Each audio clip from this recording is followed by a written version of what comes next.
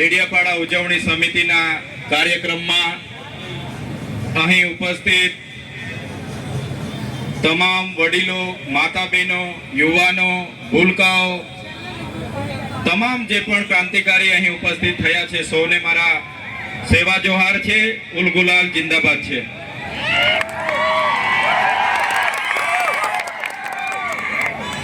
જે સમિતિએ 9 ઓગસ્ટ વિશ્વ આદિવાસી દિવસની ડેડિયાપાડા ખાતે આયોજન કર્યું, અમને આમંત્રણ આપી, ઘણા લોકો અહીંયા બોલે એવા છે, છતાંય સાથી આગેવાનોએ પણ મને બોલવાનો જે તક આપ્યો છે અને મને જે સન્માન આપ્યું છે એ બદલ સૌપ્રથમ બધા માટે એમના ચરણોમાં હું નમન કરું છું. સૌને હું પ્રણામ કરું છું.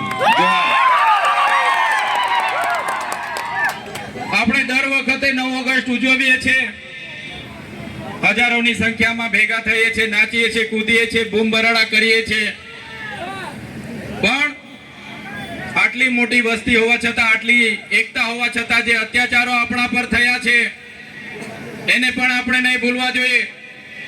જે આદિવાસીઓને બંધારણમાં અધિકારો મળ્યા છે એ અધિકારો પર જ્યારે તરાપ મરાતી હોય તો એ પણ આપણે આજના દિવસે યાદ કરવું જોઈએ. આજના આ કાર્યક્રમમાં નાચી કૂદીને ઘરે જવાનું નથી, પણ આ કાર્યક્રમના સિદ્ધાંત, અહીંના સંદેશો, ઉપદેશો પણ તમારે ઘરે લઈને જવાના છે.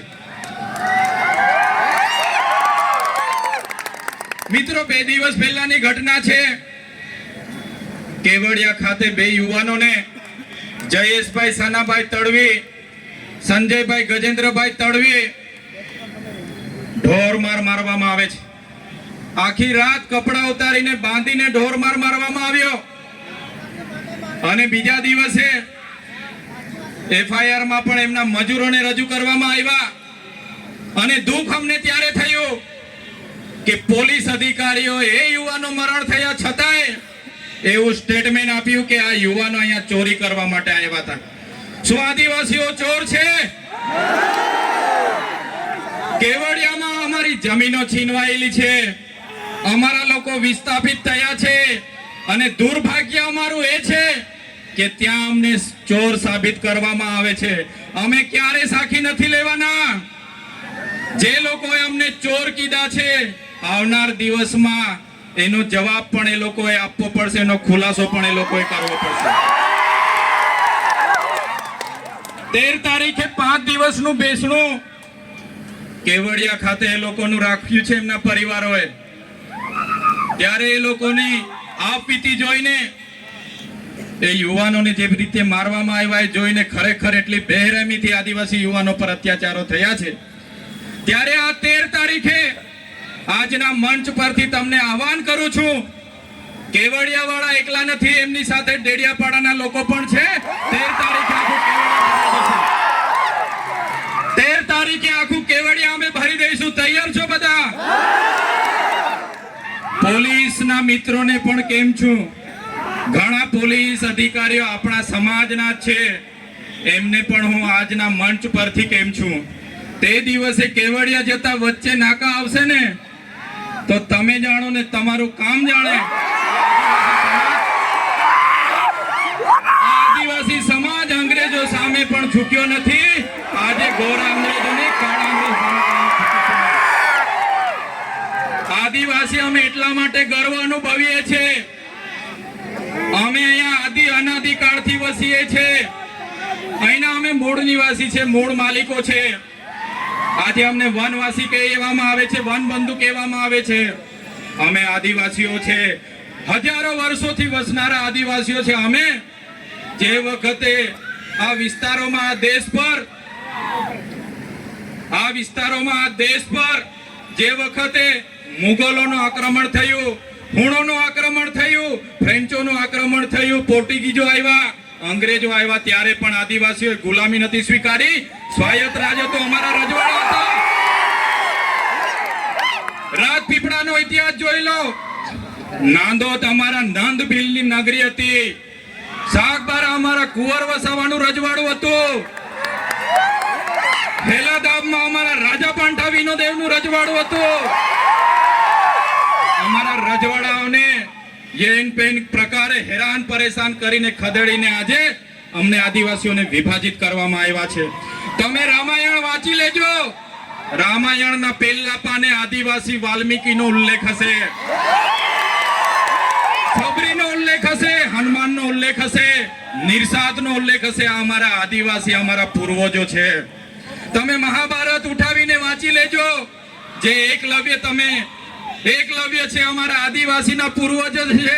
તમે મહારાણા પ્રતાપનો ઇતિહાસ વાંચી લેજો. એમાં પૂંજા ભીલ, દુધા ભીલ અમારી જે સેના હતી એ આદિવાસીઓની હતી. અમે એ સમાજમાંથી આવીએ છીએ એટલે અમને ગર્વ છે. શિવાજીનો ઇતિહાસ વાંચી લેજો. બેવડા ભીલ જે સેના લઈને આવ્યા હતા એ અમારા આદિવાસી હતા. આદિવાસી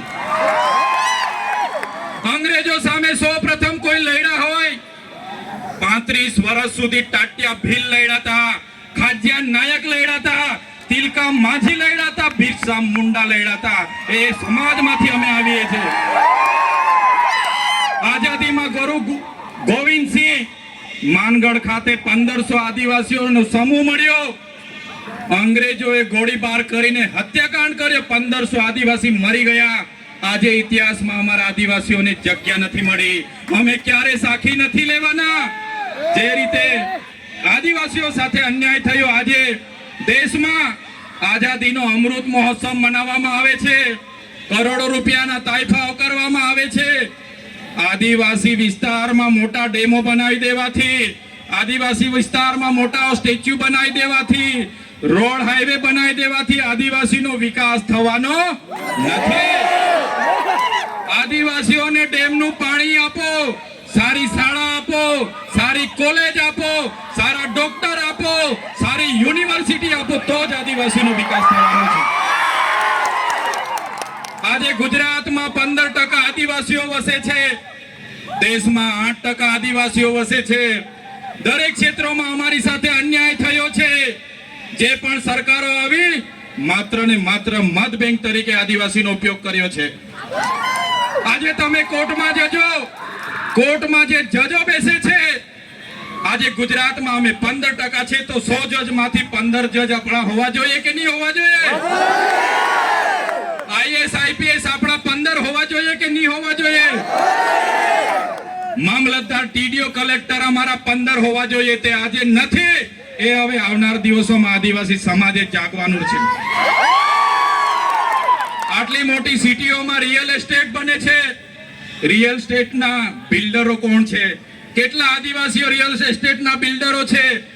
અમારા લોકોને શિક્ષા નથી આપવામાં આવી, નર્મદાનું પાણી નથી આપવામાં આવ્યું, કડાણા ઉકાઈ ડેમનું પાણી નથી આપવામાં આવ્યું. આજે પણ અમારા લોકો મજૂરી માટે શહેરમાં જેવા મજબૂર થયા છે. અમે સાકી નથી લેવાના. એટલા માટે જ અમે કહીએ છીએ આજના મંચ પરથી, જે રીતે નાગા લોકોનું નાગાલેન્ડ બન્યું, મરાઠાઓનું મહારાષ્ટ્ર બન્યું, ગુજરાતીઓનું ગુજરાત બન્યું, તેલુગુ લોકોનું તેલંગાણા બન્યું, તમિલ લોકોનું તમિલનાડુ બન્યું, એવી જ રીતે અમને ભીલોને અલગ ભીલ પ્રદેશનું 29મું રાજ્ય જોઈએ. જય ભીલ પ્રદેશ. ભીલ પ્રદેશ અમને 29મું રાજ્ય ભીલોને આબાદી આપો. એની રાજધાની અમે કેવડિયા બનાવીને રહીશું. અમારી પાસે પાણી છે, વીજળી છે, કાકરાપાળ, નર્મદા. અમારી પાસે લિગ્નાઇટોની ખાણો છે રાજપાટીમાં, આમા ડુંગરમાં યુરેનિયમની ખાણો છે, છોટાઉદેપુરમાં રેતી નીકળે છે, જળ છે, જંગલ છે, જમીનો છે. અલગ રાજ્ય અમને આપી દો, અમે અમારા આદિવાસીઓનો વિકાસ કરી લઈશું. જે અમારો ભીલ પ્રદેશ હતો, દેશ આઝાદ થયા પછી આદિવાસીઓને વિભાજિત કરી દેવામાં આવ્યા છે. 13 જિલ્લાઓને મધ્યપ્રદેશ, 12 જિલ્લાઓને રાજસ્થાનમાં, 14 જિલ્લાઓને ગુજરાતમાં અંબાજીથી ઉમરગામ સુધી, 10 જિલ્લાઓ નંદુરબાર, નાસિક, પાલઘર સુધીના મહારાષ્ટ્રમાં લઈ જવામાં આવ્યા છે. આજે પણ અમારો મહારાષ્ટ્ર, મધ્યપ્રદેશ અને રાજસ્થાન સાથે અમારી સંસ્કૃતિ સાથે છે, પરંપરા હરકી છે, રીત ભાષા હરકી છે. આજે પણ અમારો રોટી બેટીનો વ્યવહાર છે. આજે પણ અમે એમની સાથે સાથે રહીએ છીએ. આજે અમને ભીલ પ્રદેશની માંગ કરીએ છીએ. આજે તમે જોઈ લો, આ ભીલ પ્રદેશનું વિભાજન કરવામાં આવ્યું. આજે મધ્યપ્રદેશની કુલ વસ્તીના 21% મધ્યપ્રદેશમાં આદિવાસીઓ વિસ્તારમાં છે, રાજસ્થાનમાં 13% છે, ગુજરાતમાં અંબાજીથી ઉમરગામ સુધી 15% આદિવાસીઓ છે, મહારાષ્ટ્રમાં 9.48% આદિવાસીઓ, ટોટલ 3.5 કરોડની વસ્તી થાય છે. અમને અલગ બિલ પ્રદેશ આપો, અમે અલગ લોકોનો વિકાસ કરીશું. બંધારણમાં જોગવાઈ છે, આર્ટિકલ 3 તમે વાંચી લેજો. જે રીતના મહારાષ્ટ્રમાંથી ગુજરાત રાજ્ય બન્યું, આજે દેશ અને ગુજરાતનો વિકાસ થયો, પણ આદિવાસીઓનો વિકાસ નથી થયો. એટલા માટે અમે કહીએ છીએ કે અમેરિકામાં આપણા જેટલી વસ્તી નથી, છતાં પણ 50 રાજ્યો છે, જ્યારે ભારતમાં 28 જ રાજ્ય છે. તો 29મું રાજ્ય બનવું જોઈએ કે નહીં બનવું જોઈએ?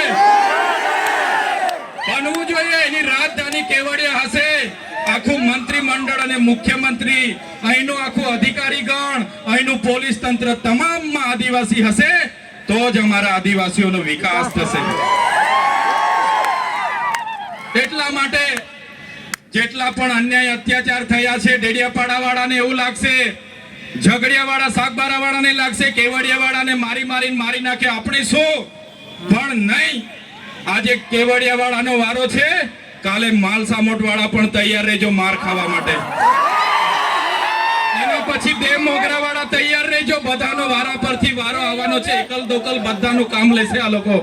એટલા માટે કેમ છું, કેવડિયા એકલું નથી, આપણે બધાએ 13 તારીખે કેવડિયા જઈને આપણી એકતા બતાવવાની છે. એમાં કોઈએ પાછી પાની કરવાની નથી. વિકાસની વાતો થાય છે અને આદિવાસીઓ સાથે અન્યાય થયા છે, ત્યારે અમે ક્યારે સાખી નથી લેવાના.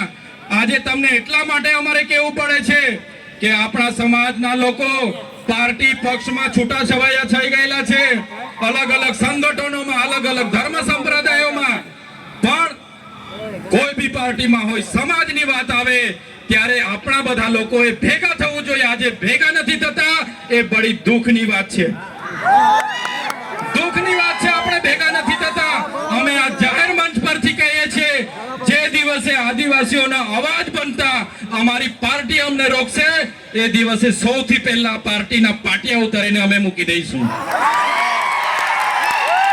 અમારા સમાજ પહેલા, પછી પાર્ટીનો અમે વિચારીશું. આવનાર દિવસોમાં જ્યાં પણ આદિવાસી સાથે અન્યાય થશે, એ મહારાષ્ટ્ર હશે કે મધ્યપ્રદેશ હશે, આ આદિવાસી સમાજ માટે અમે લડી લઈશું. અને અમે એ જ ઉપદેશ આપને આપીએ છીએ. આજે એસસી અને એસટી કોટામાં 7 જજોની ન્યાયપીઠે જે ચુકાદો આપ્યો છે, મિત્રો, આવનાર દિવસોમાં આપણા શિક્ષણની અનામત, આપણી નોકરીની અનામત, આપણી રાજકીય અનામત ખતમ થઈ જવાની છે. યાદ રાખજો, જે જજોએ જજમેન્ટ આપ્યું છે એ ખૂબ ગંભીર બાબત છે. મિત્રો, તમે જાણ્યું હશે, આ વિસ્તારોમાં નકલી કચેરીઓ પકડાય, નકલી અધિકારીઓ પકડાય, નકલી ઘી પકડાય, નકલી ટોલ નાકા પકડાય. પણ હું તો તમને કેમ છું કે નકલી આદિવાસી ધારાસભ્ય પણ આ ગુજરાતમાં છે, આપણા એસટી સર્ટિફિકેટ બનીને ધારાસભ્ય બન્યા છે. નકલી આદિવાસી ધારાસભ્ય પણ ખોટા સર્ટીના આધારે આજે બન્યા છે, ત્યારે આપણે બધાએ લડવું પડશે. એટલા માટે જ વધારે સમય નથી લેતા. અહીંયા આવીને નાચી કૂદીને છૂટા પડવાની વાત છોડો. આપણા બાળકોને ભણાવો, આપણા લોકોને સિંચાઈનું પાણી મળે, સારી સુવિધા મળે, એ માટે લડો. આદિવાસીએ કોઈ પાસે શિક્ષા નથી છીનવી, આદિવાસીઓએ આજ દિન સુધી કોઈની નોકરી નથી છીનવી, આદિવાસીઓએ આજ દિન સુધી કોઈની જમીનો નથી છીનવી. તો આપણું છીનવાય છે ત્યારે તમે કેમ ચૂપ બેસો છો? આદિવાસીઓનું છીનવાય ત્યારે આખો સમાજ ચૂપ બેસે છે, ત્યારે દુઃખ થાય છે. એટલા માટે કોઈ પણ પક્ષ પાર્ટીમાં જે પણ નેતાઓ હોય, વડીલો હોય, યુવાનો હોય, બધા જ લોકોને આજે હું આહ્વાન કરું છું, પક્ષ પાર્ટી ચૂંટણી આવશે ત્યારે આપણે દેખાઈ જશે, પણ જ્યારે સમાજની વાત આવશે, જ્યારે કેવડિયાની વાત આવશે, બધાએ નીકળી પડવું પડશે, તો જ આ લોકોને આપણી એકતા બતાવી શકીશું. એટલે સમય ઘણો થયો છે, વધારે વિશેષ નથી કહેતા, પણ અમે વિધાનસભામાં તમે બધાએ મોકલ્યા છે, વિધાનસભામાં જઈને અમે બધું જોયું, જાણ્યું. અને આપણા સમાજ સાથે જ્યારે પણ કંઈ થાય છે, મા બહેનો રાતે ફોન કરે, સવારે ફોન કરે અને કહે છે કે અમારી સાથે આપવીતી થઈ છે, ત્યારે મને દુઃખ થાય છે કે આટલી બધી યુવા શક્તિ છે, આદિવાસી યુવાનો રાતે 11 વાગ્યાથી નાચશે, 5 વાગે સુધી આદિવાસી યુવાન થાકશે નહીં. આદિવાસી યુવાન અહીંથી પગપાળા લઈને નીકળશે, 15 દિવસ પાવાગઢ ને ભાગવલ જશે, આદિવાસી યુવાન થાકવાનો નથી. પણ આદિવાસી યુવાનને હું વિનંતી કરું છું, તમારી જે શક્તિ છે, તમારો પાવર છે, એ નાચવા કૂદવામાં, પગપાળા જવામાં કે લડાઈ ઝઘડા અંદર કરવામાં નહીં વેફડશો. તમારી શક્તિનો ઉપયોગ આવનારા દિવસોમાં સમાજને ન્યાય આપવા માટે કરો. હું તમને વચન આપું છું, અમે આગેવાની લેવા માટે તૈયાર છે. અમને તમારો સાથ જોઈએ છે, તમારો સહકાર જોઈએ છે, સાથ જોઈએ છે. જે રીતના આપણા પૂર્વજોએ અંગ્રેજો સામે નમતું નથી ઝૂક્યું, એ આદિવાસી સમાજમાંથી અમે આવીએ છીએ. ટાટિયામામાં બિરસા મુંડા, રાજા પાંઠાનું ખૂન અમારા શરીરમાં છે. અમે ક્યારે કોઈના બાપથી ડરવાના નથી. એટલા માટે આજે અમે કહીએ છીએ કે આદિવાસીનો ઇતિહાસ એ સિંધુ ઘાટીની સંસ્કૃતિ 10,000 વર્ષો પહેલા, 7-8 હજાર વર્ષો પહેલા જે સંસ્કૃતિ હતી, એ આદિવાસી સંસ્કૃતિની સભ્યતા છે. વિશ્વની સૌથી જૂની સંસ્કૃતિ આદિવાસીઓની છે.